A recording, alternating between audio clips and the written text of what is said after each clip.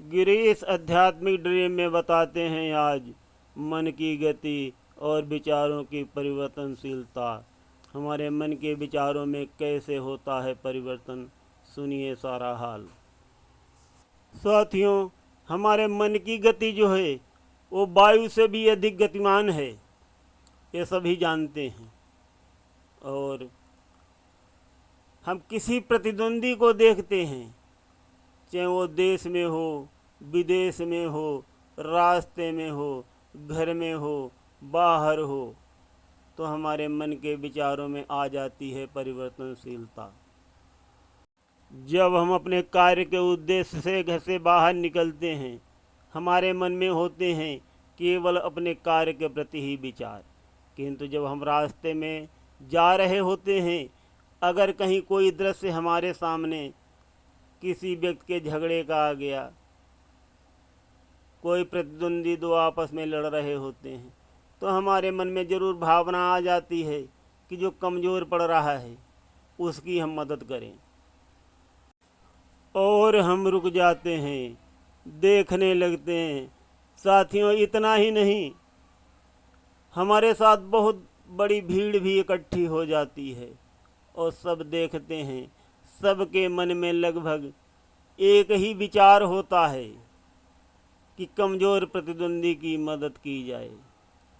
तो साथियों, इस प्रकार से हमारे विचारों में आती रहती है परिवर्तनशीलता। कदाचित कमज़ोर व्यक्ति सबल व्यक्ति पर लाठी या डंडे से वार करके उसका सिर फोड़ दे और उसे घायल कर दे, तो हमारे विचारों में पुनः परिवर्तन आ आएगा ना साथियों। तो इसी प्रकार से होते रहते हैं हमारे मन के विचारों में परिवर्तन। अब हम उदाहरण के तौर पर एक कहानी प्रस्तुत करते हैं, छोटी सी। एक गांव में पति पत्नी रहते थे। उनमें बहुत झगड़ा होता था, रोजाना झगड़ा होता था। कभी कोई दिन ऐसा नहीं जाता जो झगड़ा नहीं होता। तो पति परेशान हो गया। एक दिन वो प्रवचन सुनने के लिए चला गया। प्रवचन सुने, बहुत आनंद आया, बहुत खुशी मिली, अपार सुख मिला। तो वो प्रतिदिन प्रवचन सुनने जाने लगा। प्रवचन सुन के जब घर में आता था तो उसके विचार शुद्ध हो गए थे। इससे घर में कलह भी बहुत कम हो गई थी, किंतु पूर्ण विराम नहीं लगा था।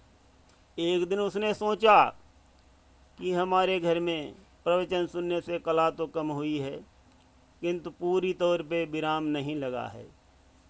कल हम गुरुजी से प्रश्न पूछेंगे कि अगर वो किसी जुगाड़ से पूरी तरह हमारे घर की कलह बंद कर दें।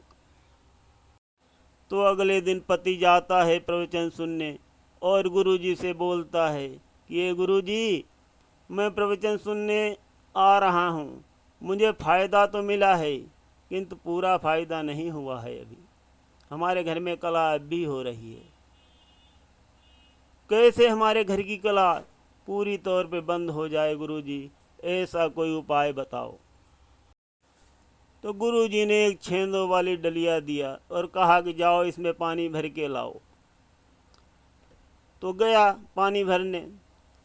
अब डलिया में कहाँ पानी रुके, भरता रहा। जब नहीं रुका तब बोला, गुरुजी डलिया में पानी नहीं रुक रहा है।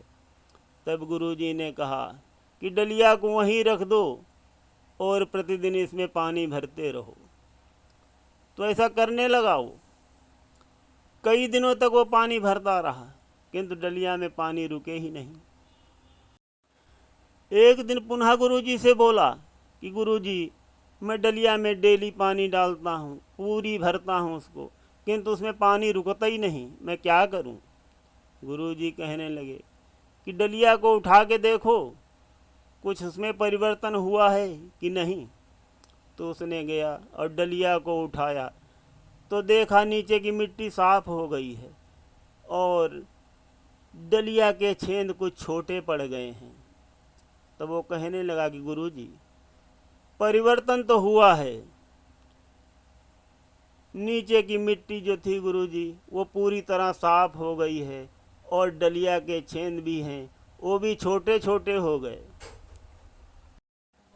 तो गुरुजी कहने लगे कि प्रतिदिन पानी भरते रहो, कोशिश जारी रखो, धीरे धीरे डलिया के छेद जो हैं बिल्कुल बंद हो जाएंगे और डलिया में पानी रुकने लगेगा। तो वो बोला, गुरुजी मैं समझ गया आपकी बात। तो गुरुजी ने समझाया कि कोशिश करते रहोगे तो मन की डलिया में पानी अवश्य भर जाएगा, तुम्हारे घर की कलह पूरी तरीके से शांत हो जाएगी। तो साथियों सुनते रहिए और बंद करते रहिए अपनी डलिया के छिद्रों को। यहाँ पर सुनिए एक छोटा सा संगीत। मेरा मन दर्पण कहलाए, मेरा मन दर्पण कहलाए, भले बुरे सारे कर्मों को देखे और दिखाए, मेरा मन दर्पण कहलाए।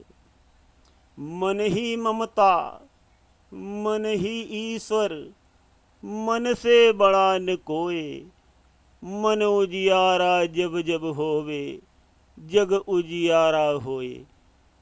इस उजले दर्पण पर प्राणी धूल न जमने पाए, मेरा मन दर्पण कहलाए।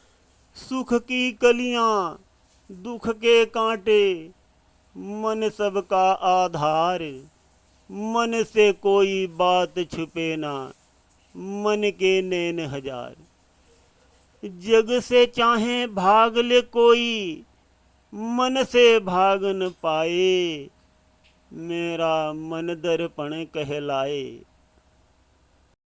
तन की दौलत ढलती छाया, मन का सुख अनमोल, तन के खातिर मन के धन को मत माटी में रोल।